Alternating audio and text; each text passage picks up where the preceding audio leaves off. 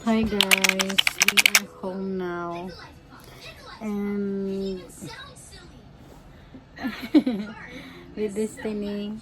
Baby is not perfectly well but she's doing great. Dinala namin kanina sa clinic which is, yun nga, stomach bug. Baka walang ibang maisip, baka sa pool niya nakuha. Nung tinanong ako ng doktor, tapos sinabi ko sa kanya lahat ng activity prior na nagkasakit si baby. Yun nga, swimming siya, ganito ganyan. So, wala naman kasing unordinary na ginawa namin or unusual na ginawa namin, but yung swimming niya lang. She's doing great now.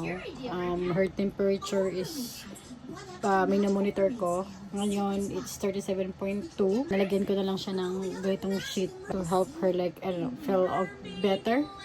And then may Pocari Sweat. Tapos yung bucket na yan, yun yung baka gusto niya mag-throw up. Naka-turn on yung aming air cleaner and yung dehumidifier. And mamaya, gagawan ko siya ng tinulang manok. Doing great. Nandito kami sa bedroom. She's relaxed. Si Daddy, nasa sauna. Nag-gym siya and then I asked him na mag-sauna na din.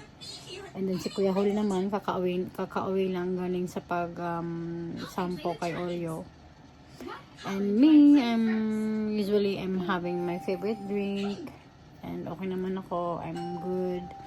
Kanina naghanami kami, pero from the car. And alam niyo guys, nakakaano lang talaga yung araw namin today. Kasi today, ito yung Nyugakoshiki ni Destiny. Ito yung kanyang entrance ceremony sa grade 1. And naka-ready na lahat. Damit niya. Actually, nakahanger pa nga. Kahapon, bumili pa nga ako ng bagong makeup para lang pretty ako today. Kasi nga, you know, para maging special yung kanyang celebration today. And then sabi ko, nasa isip ko na after ng ceremony, pupunta kami din sa may Sakura, sa park, para maghanami, you know, i-celebrate siya, bumili ng cake or whatsoever. No? It's just, you know, crazy. Kasi of all things na hindi ko naisip, na hindi ko napaghandaan is yung magkakasakit siya. Alam mo yung ganun guys, kadalasan talaga yung mga hindi natin inaasahan yung mga mangyayari. Tapos yung mga bagay na, you know, win-award natin, hindi siya nangyayari. Alam niyo yung ganun. So, kaninang umaga pa actually, buhat nung sinugod namin siya sa hospital, tumawag kami ng ambulance. Kasi nga, nag-ano na siya sa sobrang dami niya nang ilabas. Medyo iba na yung color ng kanyang nilalabas. Kaya yun, kami na baka mag-over-dehydrate siya. So, mas maganda yung, mas maayos, mas safety kung may professional help. Kaya hindi na namin hinintay na mag-umaga pa, tumawag na kami ng ambulance talaga. So, yun na nga. And from then, naisip ko talaga na alam mo yung mga bagay na hindi natin inaasahan ng mga nangyayari. Pero yun nga, iniisip ko lang na although hindi namin nagawa kung ano yung gusto namin talagang gawin, but I'm still happy kasi although nagkasakit si Destiny, but alam niyo yung ganong sakit lang ba? Naggagamot ng sakit. So yun na lang yung iniisip ko na at least hindi malala, hindi siya delikado or what. So, yun na, paisip lang ako na alam mo yung ang bilis ma-discourage or ma-turn off kasi nga alam mo yung naganda ka, planchado na lahat, yung ganun. Tapos yung pupuntahan nyo, naka-ready na, kung ano yung kakainin nyo, nasa isip nyo na, alam mo, naka-plan na lahat. Tapos biglang hindi namin nagawa kasi nga, iba yung nangyari.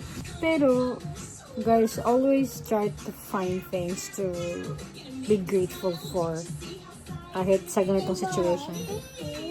In this case, masaya ako na ganitong stomach bug. I'm just thankful na my baby is safe kanina. after namin magpunta ng clinic, dumiretso kami ng supermarket, bumili kami ng pang-snacks. I got my coffee. Tapos, pumunta kami ng park para maghanami. But although nasa car lang kami, as long as magkasama kayong apat, I mean, magkasama kami na buo kami apat. Video. Okay. Guys, maganda na yung kulay ng kanyang guys, mukha. Ayan ang pula na dito, tapos yung lips niya, red na ulit. Ayan, okay na ang baby. Thank you, Lord. So, sa akin so, diba, nero mai. ここはさ、ベッドにね。 Punasan natin ang baby.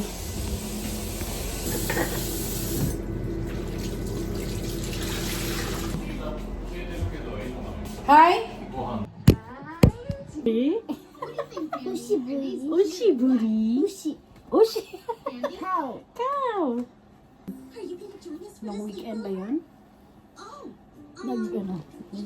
Nag-manicure ako sa kanila. Sa kanilang lahat. Manicure, pedicure. What's wrong, baby? Of course.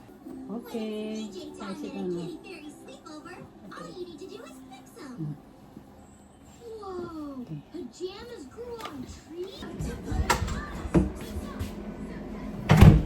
Si Daddy nagluluto ng dinner. He's making gyudon. Tapos si Kuya Holly nag-study.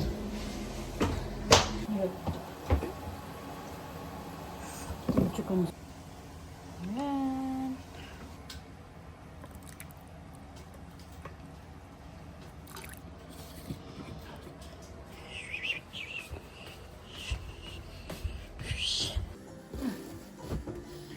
Seno. Okay. Yummy, oh. Yes. Cheers to that. I've never drunk anything from a flower. Okay. Yummy. What is it wrong? Oh, tomato. Just tomato. Tomato. You're gonna like it. It tastes good. Yeah.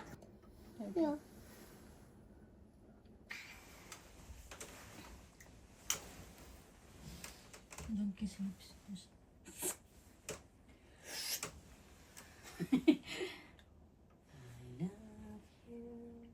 ピピピっていう。これ濡れてるじゃん。どうしたの？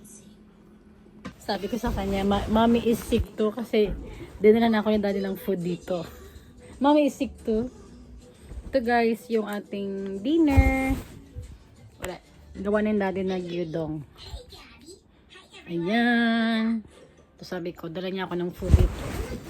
Dito ako kain sa bed. Parang may kasama ang baby. Guys, I have a lullaby song.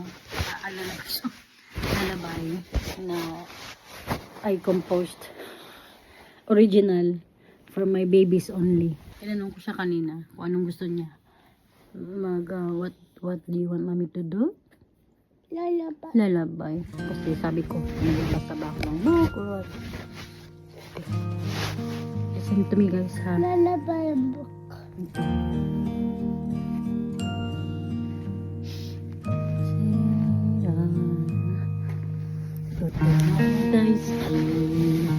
Mama, Hmm? what will happen if when everybody watching and they don't know Japanese? I will now translate it. Okay.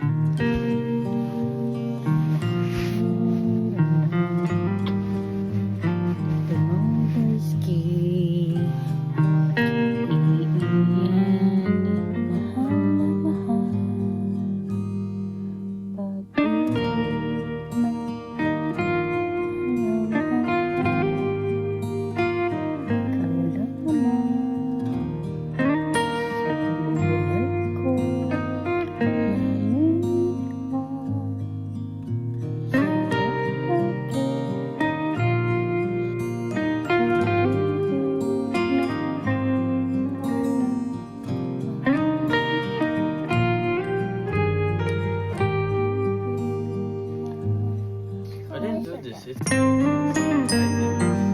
did. Oh, it's. I'm not sure. I'm 6 years old. Kuya. Why is it like this? Is it okay? I remember when I did it at 6 years old. But I remember reading it. It's mommy all the time. Love you. I love you. We love you. You're gonna read. What happened?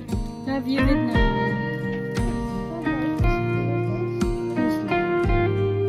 Oh, this is Joseph. This is Mary. This is Jesus. Oh,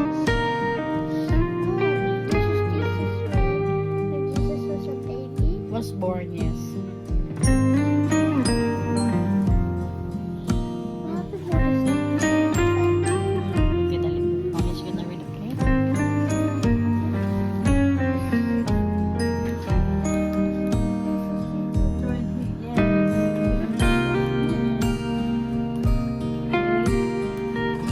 Let's read.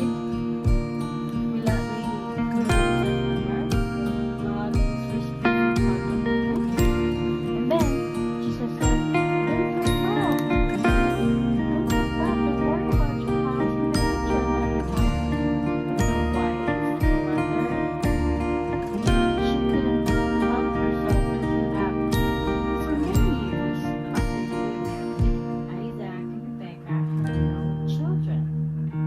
But Isaac remembered God's promise that you and look after you wherever you go.